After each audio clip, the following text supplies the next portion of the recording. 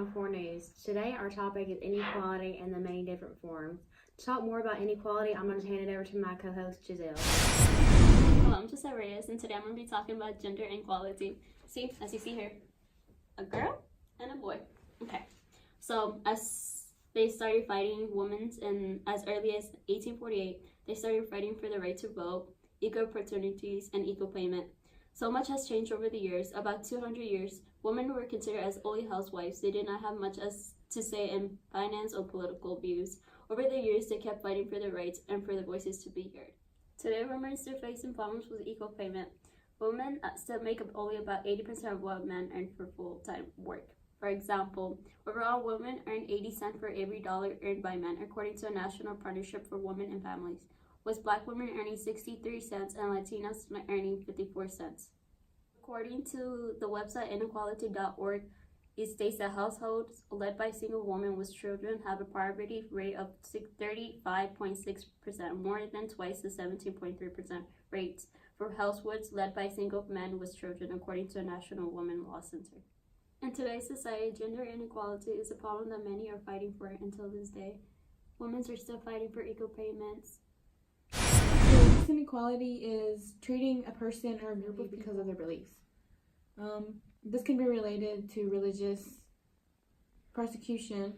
In some cases, people would even get executed because of their different beliefs, especially back in the day. This can be related to religious prosecution. In some cases, people would even be executed because of their different beliefs, especially in the early years. It all started back when the Roman Empire, or the Romans, were persecuting Christians because they were seen as odd and different. The Romans saw new ideas and beliefs as a threat to their government. In 1940, the Supreme Court case, Minersville School District versus Jebuitis, was about two students who refused to salute the flag because they thought it was against their religion, them being Jehovah's Witnesses. To this day, we still see religious inequality. There has been more cases regarding religious inequality against many groups. The most common group that has faced many obstacles is the Muslim community because of the 9/11 terrorist attack. Hi, I'm Brianna Cooley, and today I'm going to be talking about educational inequality. Some history of educational inequality is linguistic face challenges.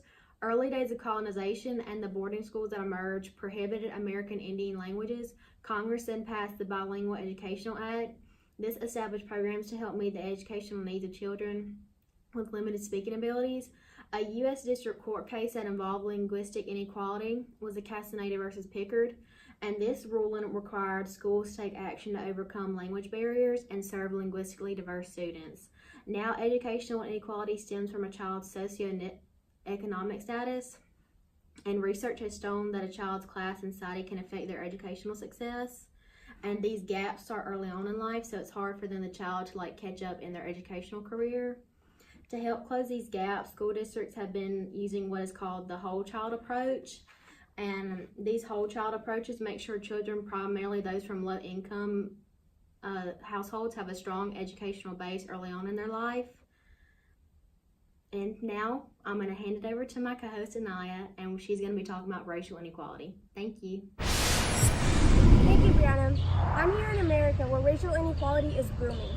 Studies in the American Prospect show a whopping 53% of the public says racial-based issues are getting worse, while 17% claim they've seen a positive change, and 30% said it stayed the same.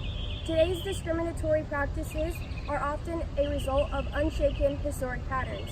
It is not uncommon for the citizen to struggle to reach the American dream because of these race-based barriers that have hindered some. Contrary to popular belief, racial inequality can be a hindrance to any race. Racial inequality is a long unresolved issue. Plenty of cases include racial inequality, including Brown versus Board of Education, Bailey versus Patterson, Batson versus Kentucky, and many, many more. Racism is more pronounced in America. America's history is based on racism. The fact that most racism is geared towards African Americans is not a debatable point. Focusing on the justice system alone, this is more prominent. As shown in the image, African Americans are likely to be sentenced to longer sentences than whites for the exact same crimes. I'm here with Miss Mary Ann, and Miss Mary Ann, How prevalent do you believe racial inequality is in today's society? Today's society, it has progressed to a point that people are actually aware and are, I would say, more educated, but it's still not to where I think that it should be. I believe, and I have read everything in Martin 15 County say. I think we still have a long way to go, but we've made some strides.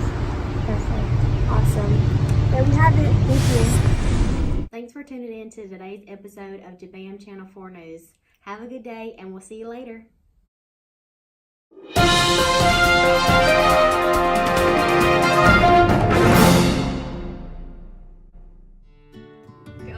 That sounded awful.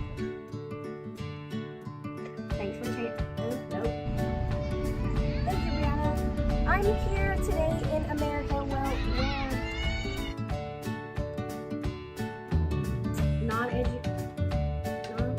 oh my gosh. Yeah.